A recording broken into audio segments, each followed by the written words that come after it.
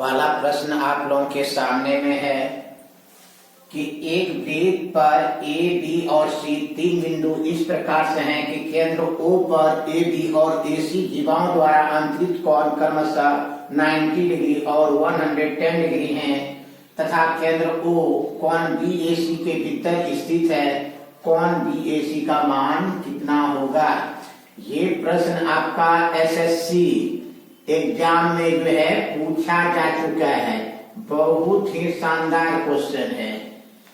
क्या कर रहा है कि एक वृत्त है, वृत्त पर ए, बी और सी तीन बिंदु इस प्रकार से हैं कि केंद्र O पर जीवा AB के द्वारा 90 डिग्री का कोण बनता है तथा जीवा AC के द्वारा केंद्र O पर 110 डिग्री का कोण बनता है तथा केंद्र O कोण BAC के भीतर में स्थित है। तो कह रहा है कि कोण BAC का मान क्या होगा? तो याद रखिएगा, किसी बिंदु के चारों तरफ बने सभी कोण का योगफल कितना होता है? 360 डिग्री। तो जोड़ देंगे कोण AOB प्लस कोण AOC प्लस कोण BOC, सब कोण को मिला देंगे तो बिंदु के चारों तरफ बने कोण का योगफल कितना हो जाएगा? 360 डिग्री। दिस इंप्लाइज कोण AOB का मान 90 डिग्री प्लस कोण AOC का मान 110 डिग्री प्लस कोण BOC बराबर जो है 360 डिग्री। तो दिस इंप्लाइज कोण BOC बराबर कितना हो जाएगा? 360 डिग्री। 200 डिग्री को राइट साइड में कर देंगे तो माइनस हो जाएगा 200 डिग्री। तो 360 में 200 घटा देंगे कितना हो जाएगा? 160 डिग्री। तो कहने का मतलब कोण BOC बराबर निकला 160 डिग्री। कोण BOC ये कोण निकला आपका 160 डिग्री। अब याद रखिएगा कि वृत्त के केंद्र पर बना कोण परिधि पर बने कोण का दुगुना होता है। क्या बताए? याद रखिएगा, किसी चाप के द्वारा केंद्र पर बना कोण उसी चाप के द्वारा वृत्त के शेष भाग पर बने कोण का दुगुना होता है। तो याद रखिएगा कोण BOC बराबर क्या हो जाएगा? 2 कोण BAC। कैसे हुआ? किसी चाप के द्वारा वृत्त के केंद्र पर बना कोण उसी चाप के द्वारा वृत्त के शेष भाग पर बने कोण का क्या होता है? दुगुना होता है। तो ये कोण जो है इस कोण का क्या हो जाएगा? दुगुना हो जाएगा। तो कोण BOC का मान निकला है 160 डिग्री बराबर 2 कोण BAC। तो दिस इंप्लाइज कोण BAC का मान कितना हो जाएगा? 2 को इधर कर देंगे तो 160 डिग्री बटे 2 कटा देंगे 80 डिग्री। तो 80 डिग्री हो जाएगा। तो करेक्ट आंसर कितना होगा? 80 डिग्री। और 80 डिग्री देखिए तो आपका किस ऑप्शन में दिया हुआ है? ऑप्शन बी में दिया हुआ है। तो करेक्ट आंसर आपका ऑप्शन बी हो जाएगा। दूसरा प्रश्न आप लोगों के सामने में है कि त्रिभुज ABC में कोण ABC बराबर 70 डिग्री, कोण BAC बराबर 40 डिग्री तथा भुजाओं का लंब समद्विभाजक बिंदु O पर मिलते हैं। कोण BOC का मान कितना होगा? बहुत ही शानदार क्वेश्चन है। ये प्रश्न भी आपका SSC एग्जाम और रेलवे एग्जाम में पूछा जा चुका है। बहुत ही शानदार क्वेश्चन है। तो क्या कह रहे हैं? त्रिभुज ABC में कोण ABC बराबर 70 डिग्री दिया हुआ है। कोण BCA बराबर 40 डिग्री दिया हुआ है तथा भुजाओं का लंब समद्विभाजक AB, AC और BC का लंब समद्विभाजक बिंदु O पर मिलते हैं। तो कह रहे हैं कि कौन BOC का मान कितना होगा, तो BOC को मिला देंगे, AO को मिला देंगे, तो कह रहे हैं कौन BOC का मान कितना होगा, कौन BOC का मान कितना होगा। तो त्रिभुज के तीनों कोण का योगफल कितना होता है, 180 डिग्री। तो त्रिभुज ABC में कोण A प्लस कोण B प्लस कोण C बराबर 180 डिग्री। त्रिभुज के तीनों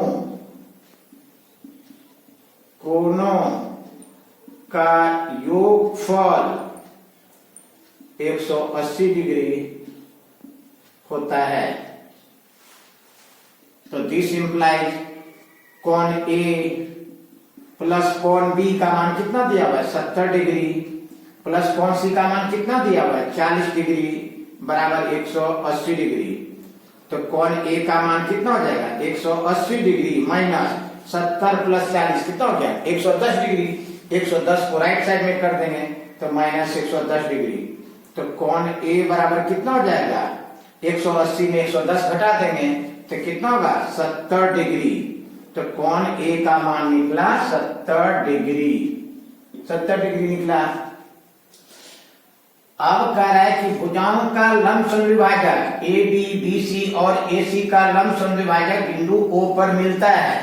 तो भुजाओं का लंब समद्विभाजक जिस बिंदु पर मिलता है उसे त्रिभुज का परिकेंद्र कहते हैं, अर्थात O त्रिभुज ABC का परिकेंद्र है, अर्थात वृत्त का केंद्र जो है O हो गया, वृत्त का केंद्र O हो गया। अब याद रखिएगा कि किसी चाप के द्वारा वृत्त के केंद्र पर बना कोण उसी चाप के द्वारा वृत्त के शेष भाग पर बने कोण का क्या होता है, दुगुना होता है।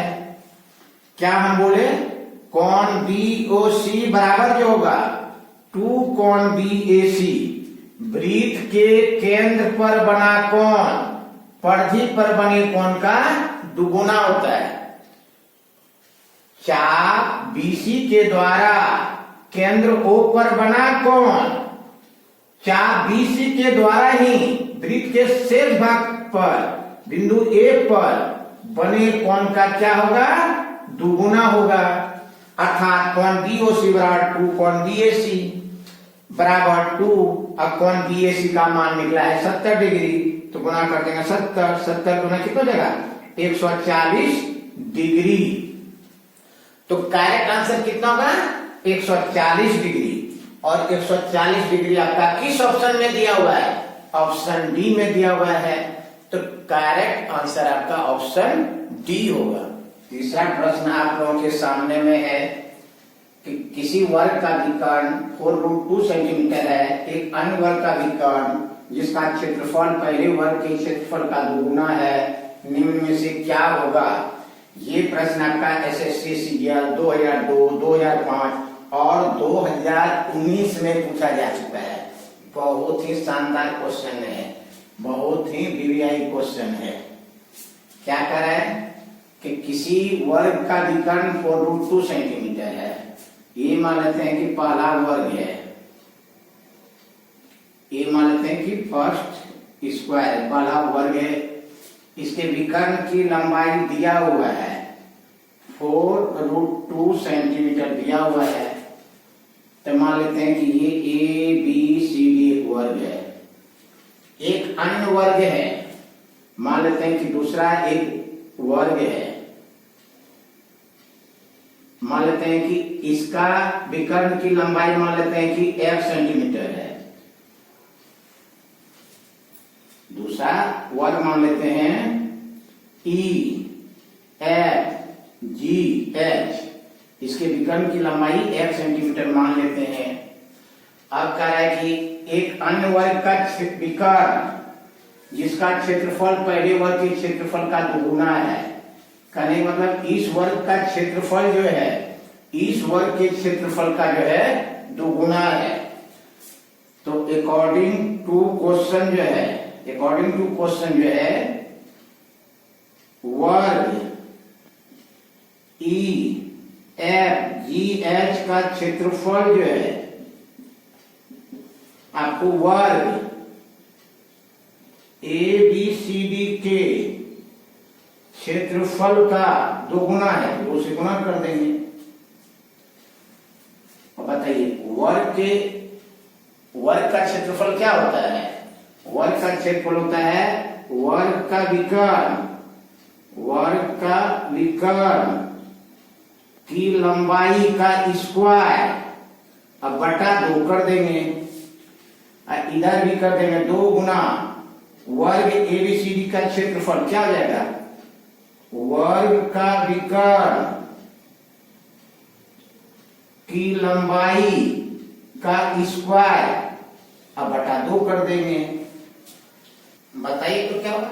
ये 2 और ये 2 कैंसिल हो जाएगा, तो दिस इंप्लाइज क्या हो जाएगा? बताइए तो वर्ग का विकर्ण की लंबाई, तो ई एफ जी एच में वर्ग के विकर्ण की लंबाई क्या माने? एक्स, तो एक्स स्क्वायर बराबर, और ए बी सी डी में विकर्ण की लंबाई कितना है? 4√2, तो आपका हो जाएगा 4√2 का होल स्क्वायर, अब बटा क्या हो जाएगा? गुना 2 हो जाएगा, गुना जो है 2, तो एक्स स्क्वायर बराबर क्या हो जाएगा? 2 गुना 4 का स्क्वायर करेंगे 16 और √2 का स्क्वायर करेंगे 2, तो एक्स स्क्वायर बराबर कितना हो जाएगा? 16 गुना 32 गुना 64, 16 गुना 32 गुना 64, तो 64 को क्या लिखेंगे? 8 का स्क्वायर। अब देखिए दोनों का पावर इक्वल है, तो दोनों का बेस इक्वल हो जाएगा, तो दिस इंप्लाइज एक्स इक्वल क्या हो जाएगा? 8 सेंटीमीटर, तो करेक्ट आंसर होगा 8 सेंटीमीटर। और 8 सेंटीमीटर आपका किस ऑप्शन में दिया हुआ है? ऑप्शन बी में, तो करेक्ट आंसर आपका ऑप्शन डी होगा। चौथा प्रश्न आप लोगों के सामने में है कि 2 वर्गों का परिमाप 24 सेंटीमीटर तथा 32 सेंटीमीटर है। इन वर्गों के क्षेत्रफल के योग के बराबर क्षेत्रफल वाले एक तीसरा वर्ग का परिमाप क्या होगा? बहुत ही शानदार क्वेश्चन है। ये भी आपका एसएससी जो है 2023 में जो है पूछा जा चुका है। बहुत ही शानदार क्वेश्चन है, बीबीआई क्वेश्चन है। इसको कैसे बनाएंगे? तो 2 वर्ग है, ये पहला वर्ग है, मानते हैं ये पहला वर्ग है, फर्स्ट वर्ग है, और दूसरा जो है सेकेंड वर्ग है, मानते हैं कि ये सेकेंड वर्ग है, सेकेंड स्क्वायर है, और ये फर्स्ट स्क्वायर हो गया। अब इसका परिमाप दिया हुआ है 24 सेंटीमीटर, परिमाप दिया हुआ है 24 सेंटीमीटर, और इसका परिमाप दिया हुआ है 32 सेंटीमीटर, 32 सेंटीमीटर है। तो वर्ग का परिमाप बराबर क्या होता है? 4 गुना भुजा, तो अगर इसमें हम 4 से भाग दे देंगे, वर्ग का परिमाप बराबर होता है 4 गुना भुजा, तो 4 गुना भुजा बराबर 24 सेंटीमीटर, तो बताइए भुजा बराबर कितना हो जाएगा? 24/4, तो 24, तो इस वर्ग का भुजा निकलेगा 6 सेंटीमीटर। इसका परिमाप दिया हुआ है 32 सेंटीमीटर, तो भुजा कैसे निकलेगा? तो 32 में 4 से भाग दे देंगे, तो 4 रखे 32, तो 8 सेंटीमीटर हो गया। 32 में 4 से भाग दे देंगे, तो भुजा निकलेगा 8 सेंटीमीटर, और इसमें जो है 4 से भाग दे देंगे, कितना हो जाएगा? 4 से 24, 6 सेंटीमीटर, तो इस वर्ग की भुजा निकला 6 सेंटीमीटर, और इस वर्ग की भुजा निकला 8 सेंटीमीटर।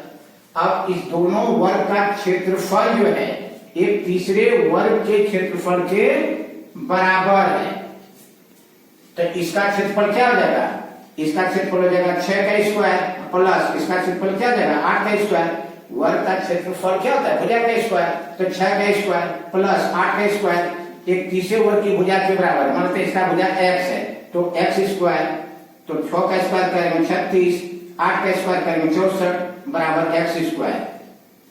तो दिस इंप्लाइज x स्क्वायर बराबर कितना हो जाएगा? 64 प्लस 36 कितना हो जाएगा? बताइए 100 हो जाएगा। तो x स्क्वायर बराबर 10 का स्क्वायर हो जाएगा, दोनों का पावर बराबर हो गया, तो दोनों का आधार क्या हो जाएगा? बराबर हो जाएगा, तो x बराबर हो गया 10 सेंटीमीटर। अब कहता है इस वर्ग का जो परिमाप क्या होगा? तो तीसरा वर्ग का परिमाप क्या हो जाएगा? 4 गुना भुजा, तो 4 अब भुजा निकला है आपका जो कितना? 10 सेंटीमीटर, तो गुना 10 सेंटीमीटर, तो 10 चौके 40 सेंटीमीटर। तो डायरेक्ट आंसर होगा 40 सेंटीमीटर। और 40 सेंटीमीटर आपका किस ऑप्शन में दिया हुआ है? देखिए तो ऑप्शन बी में है, तो करेक्ट आंसर आपका ऑप्शन बी होगा। इसी तरह का वीडियो पाने के लिए चैनल को लाइक, शेयर और सब्सक्राइब कर दीजिए। Thank you very much. फिर हम लोग जो है अगले क्लास में मिलते हैं।